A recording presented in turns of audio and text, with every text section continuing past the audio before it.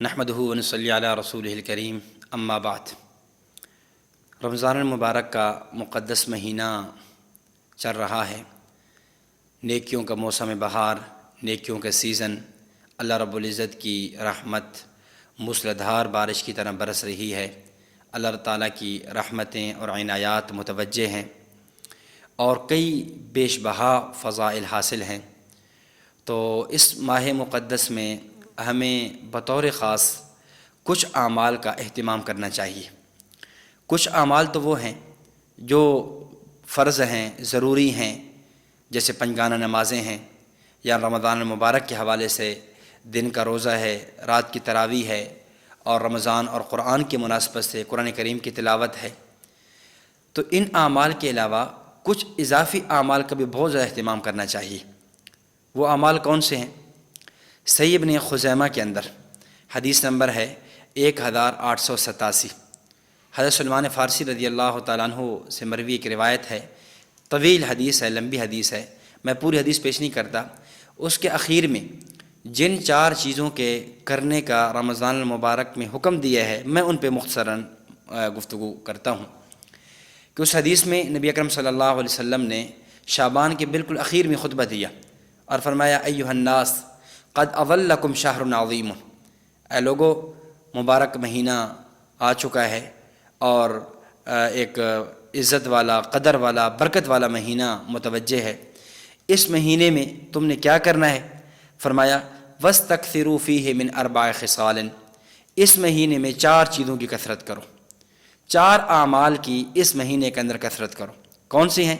خصلتین ترضون بہما ربکم، 2 خصلتیں ایسی ہیں کہ جس کے ذریعے تم اپنے رب کو راضی کر سکتے ہو، اور خصلتین لا غنم بکم، اور 2 خصلتیں ایسی ہیں کہ اس کے بغیر تمہارا کوئی چارہ کار ہی نہیں ہے، اس کے بغیر تمہارا گزارا ہی نہیں ہے، وہ تمہارے لیے ویسے ہی ضروری ہیں۔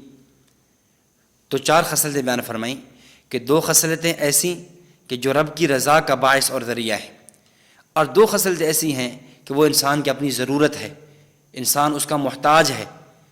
اور وہ کون کون سی ہیں؟ فرمایا فَأَمَّا الْخَصْلَتَانِ اللَّتَانِ تُرْضُونَ بِهِمَا رَبَّكُمْ فَشَهَادَةُ أَن لَّا إِلَٰهَ إِلَّا اللَّهُ وَتَسْتَغْفِرُونَهُ، 2 خصلتیں ایسی کہ جس کے ذریعے تم اپنے رب کی رضا کو تلاش کر سکتے ہو۔ ان میں سے پہلی لا الہ الا اللہ کو کثرت سے پڑھنا، کلمہ طیبہ کا ورد کرنا، اور نمبر 2 استغفار کرنا۔ تو 2 چیزیں بیان فرمائیں۔ نمبر 1 لا الہ الا اللہ کو کثرت سے کرنا۔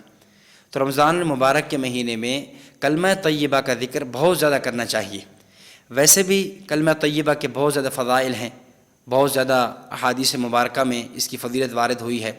جامع ترمذی کی روایت ہے، حدیث نمبر 3383، حضرت جابر بن عبداللہ رضی اللہ تعالیٰ عنہ سے مروی ہے، نبی اکرم صلی اللہ علیہ وسلم نے فرمایا افضل الذکر لا الہ الا اللہ وافضل الدعاء الحمد للہ، بہترین ذکر وہ لا الہ الا اللہ ہے اور بہترین دعا الحمدللہ ہے۔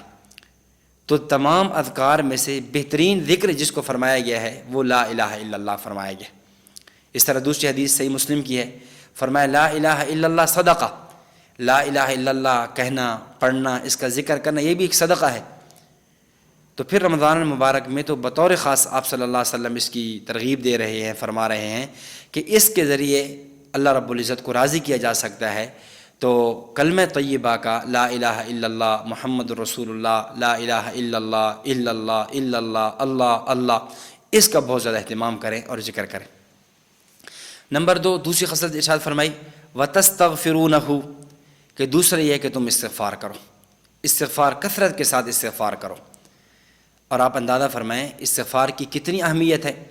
صحیح مسلم کی روایت ہے، نبی اکرم صلی اللہ علیہ وسلم اپنے بارے میں فرما رہے ہیں انی لاستغفر اللہ فی الیوم 70 مرہ، اور ایک روایت میں ہے 100 مرہ، کہ میں نبی ہوں، گناہوں سے معصوم ہوں، اس کے باوجود بھی دن میں 70 مرتبہ یا دن میں 100 مرتبہ میں استغفار کرتا ہوں۔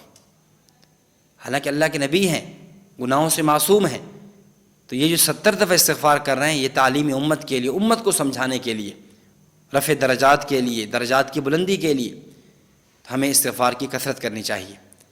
حدیث مبارک میں ہے طوبیٰ، اس آدمی کو خوشخبری ہو، بشارت ہو، مبارک ہو لمن وجد فی صحیفتی استغفارا کثیرا، کہ قیامت کے دن جو اپنے نامہ اعمال کے اندر استغفار کی کثرت پائے۔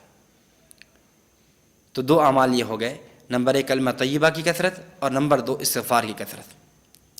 اور آگے فرمایا کہ وَأَمَّا اللَّتَانِ لَا غِنًى بِكُمْ عَنْهُمَا، دو خصلتیں ایسی کہ اس کے بغیر کوئی چارہ کار نہیں ہے، ہر آدمی اس کا محتاج ہے، اس کی ضرورت ہے۔ وہ کیا ہے؟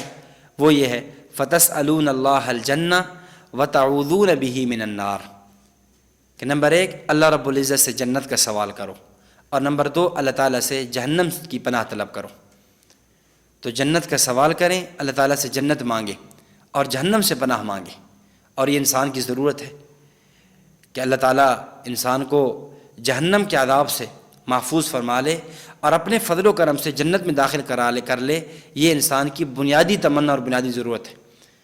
تو اس لیے رمضان المبارک جو ایک دعاؤں کی قبولیت کا مہینہ بھی ہے، جہاں انسان کی دعائیں قبول ہو رہی ہیں، وہاں اپنی دعاؤں کے اندر اس بات کا بطور اہتمام کریں، اللہم انی اسألک الجنہ واعوذ بک من النار، اے اللہ میں جنت کا آپ سے سوال کرتا ہوں اور جہنم سے پناہ مانگتا ہوں۔ اسی طرح جو ہے رمضان المبارک میں یہ جو 4 اعمال ہیں اس کا بہت اہتمام کریں، اور اس کے لیے یعنی ایک ہی جملہ ہے جس کے اندر اگر اس جملے کو پڑھ لیا جائے اس کے اندر سارے یہ چاروں چیزیں آ جائیں گی۔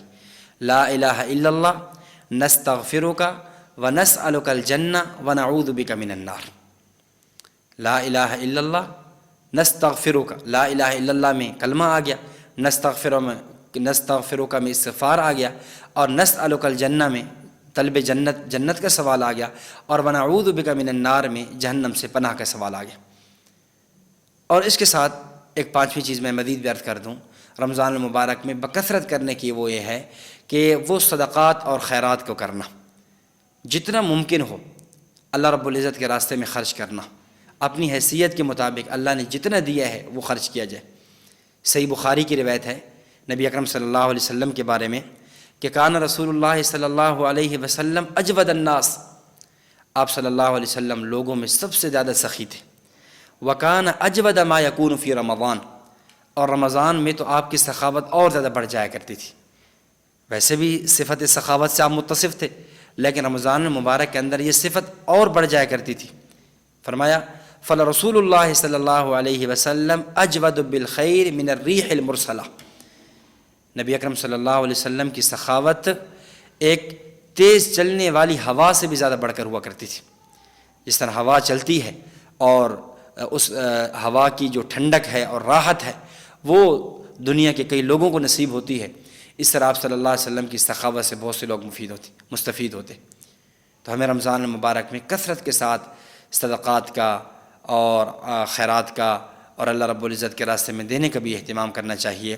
تو یہ چند اعمال ہیں جو اس رمضان المبارک میں ہمیں بڑھا دینے چاہیے۔